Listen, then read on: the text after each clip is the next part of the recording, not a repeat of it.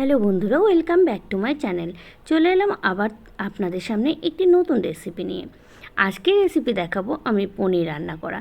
আপনারা অনেকেই অনেকভাবে পনির রান্না করেন। আমি এখানে আপনাদের আজকে দেখাবো পটল দিয়ে কিভাবে পনির রান্না করা যায়। আর এই রান্নাটা অসাধারণ স্বাদ হয়। প্রথমে আমি পটলগুলোকে পিস পিস করে ভেজে নিয়েছি, আর এদিকে আলুগুলো একেবারে সমানভাবে পনিরের মতো পিস পিস করে কেটে নিয়েছি। পনিরটাকেও সুন্দরভাবে কেটে একটু জলে ধুয়ে নিয়েছি হালকাভাবে। এবার কড়াই গরম করতে দিয়েছি, কড়াইয়ের মধ্যে একটুখানি তেল দিয়ে দিলাম। সর্ষের তেলে পনিরটাকে ভালো করে আমি ভেজে নেব। আপনারা চাইলে এটা সাদা তেলেও করতে পারেন। কড়াইয়ের তেলটা খুব ভালোভাবে গরম হতে দিতে হবে। একেবারে গরম হয়ে গেলে তারপরে আমি কড়াইয়ে পনির দিয়ে দেব। তার আগে একটা কাজ আছে, চলুন আপনাদের সঙ্গে সেটাও শেয়ার করি। কড়াইয়ের এই যে দেখুন, জল যদি থাকে হালকা তাহলে তেলটা কতটা ছিটকে ছিটকে আসে। এই তেলটা যাতে ছিটকে গায়ে না পড়ে তার জন্য একটা টোটকা বলে দিই আপনাদের। কড়াইয়ে গরম হওয়ার আগেই হলুদ আর নুন দিয়ে দেবেন, তাহলে এই যে তেল ছিটকেনি ভাবটা এইটা আর আসবে না। এবারে পনিরগুলো ভালো করে ভেজে নেব। পনির ভাজার সময় আর এক ফোঁটাও নুন হলুদ কিছুই দেব না, যেহেতু আগে দিয়ে দিলাম সেই কারণে। এবার চলুন পনিরটাকে খুব ভালোভাবে ভেজে নিই। পনির ভাজার সময় খেয়াল রাখতে হবে একটু হালকা আঁচে ভাজাটাই ঠিক, নাহলে পনিরগুলো পুরো পুড়ে যাবে। দেখুন পনিরগুলো লালচে ভাব চলে এসছে। এবার চলুন এগুলো তুলে নেওয়া যাক। ফোড়নের জন্য নিয়েছি সাদা জিরে, তেজপাতা আর একটা মতো শুকনো লঙ্কা, তাও আবার ফাটিয়ে নিয়েছি। আর দেখুন পনিরগুলো কতটা ভাজা সুন্দর হয়েছে। এবারে চলুন ফোড়ন দেওয়া যাক। তেজপাতা দিয়ে দিচ্ছি আর শুকনো লঙ্কাটা দিয়ে দিলাম। তেজপাতা শুকনো লঙ্কা দিয়ে একটু পরে, ওই মোটামুটি সেকেন্ড দুয়েক পরে দিয়ে দিচ্ছি আমি সাদা জিরেটা। মানে একটুখানি লালচে ভাব হওয়া পর্যন্ত অপেক্ষা করলাম তেজপাতা আর শুকনো লঙ্কাটা।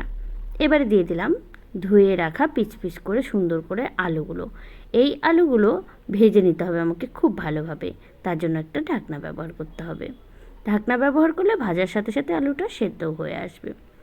দিয়ে দিচ্ছি স্বাদ মতো এখানে নুন আর হলুদ। খুব অল্প পরিমাণে দিলাম, কারণ পনির ভাজার সময় আপনারা দেখতে পেয়েছিলেন আমি একটুখানি নুন হলুদ অ্যাড করেছিলাম, আর পটল ভাজার সময়ও সেম।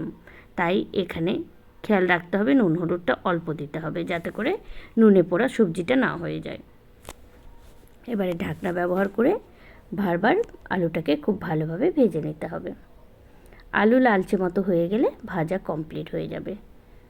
দেখুন আমার আলু মোটামুটি আর ভাজা কমপ্লিট, তবু আমি সেদ্ধের জন্য বারবার করে ঢাকনাটা ইউজ করছি। খুব ভালোভাবে ফ্রাই করে নেব আলুটা।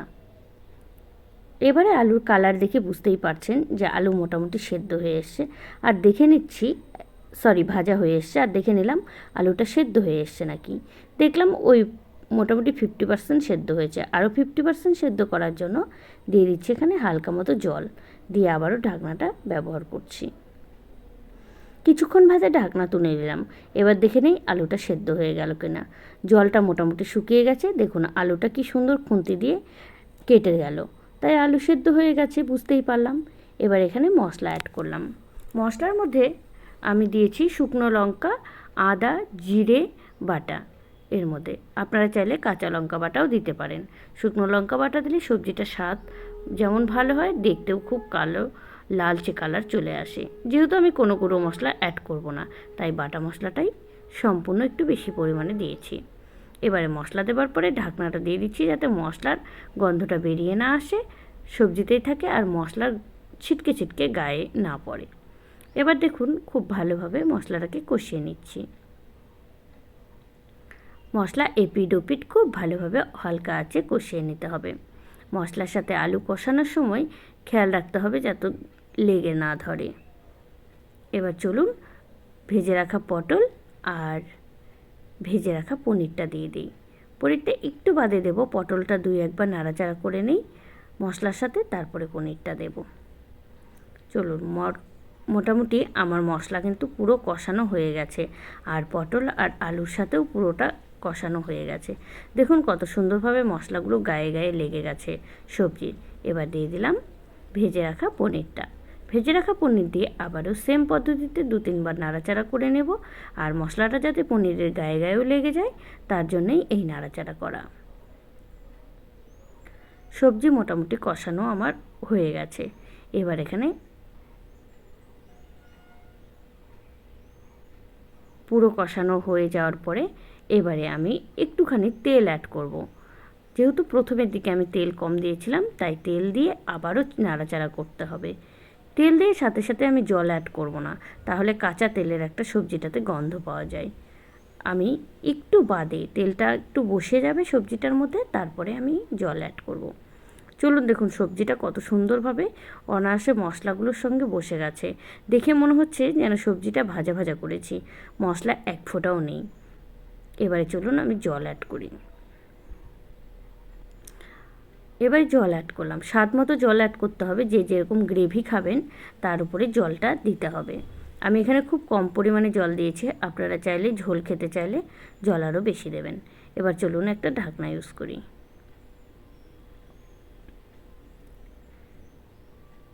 6-7 মিনিট ফোটার পরে আমি ঢাকনাটা তুলে নিলাম, নিয়ে দেখে নিলাম জলটা শুকিয়েছে কিনা। দেখতে পেলাম জলটা মোটামুটি আরও শুকোতে হবে। আবারও ঢাকনা ইউজ করলাম। আবারও মোটামুটি 1 মিনিট থেকে 1.5 মিনিট পর ঢাকনাটা খুলে দিলাম, দিয়ে দেখছি জল এবার মোটামুটি শুকিয়ে যাওয়ার মধ্যে। আর যেটুকু আছে সেটুকু সবজি নামানোর আগে শুকিয়ে যাবে। তো চলুন এবারে এর মধ্যে কিছু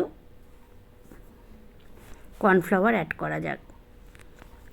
আপনারা চাইলে যদি কর্নফ্লাওয়ার না থাকে বাড়িতে, তাহলে এর মধ্যে একটুখানি চালের গুঁড়োটা আগের থেকে ভিজিয়ে নিয়ে তারপরে অ্যাড করবেন, মানে গুলে নিয়ে এক কথায়। চালের গুঁড়ো সরাসরি অ্যাড করলে দানা দানা বেঁধে যায়। একদমই কম পরিমাণে। এবার নামানোর সময় স্বাদ মতো একটু ঘি দিতে হবে, ওই হালকা পরিমাণে। চলুন নামিয়ে নেওয়া যাক। আপনারা দেখে বুঝতেই পারছেন কত সুন্দর রেসিপিটা কত তাড়াতাড়ি হয়ে গেল। আর দেখুন এর কালার দেখে মনেই হচ্ছে যেটা অসাধারণ স্বাদ হয়েছে। তো আজকে আমার পটল পনির রেডি হয়ে গেল। চলুন তাহলে বাড়িতেও আপনারা ট্রাই করুন। আজকের মতো এ পর্যন্তই।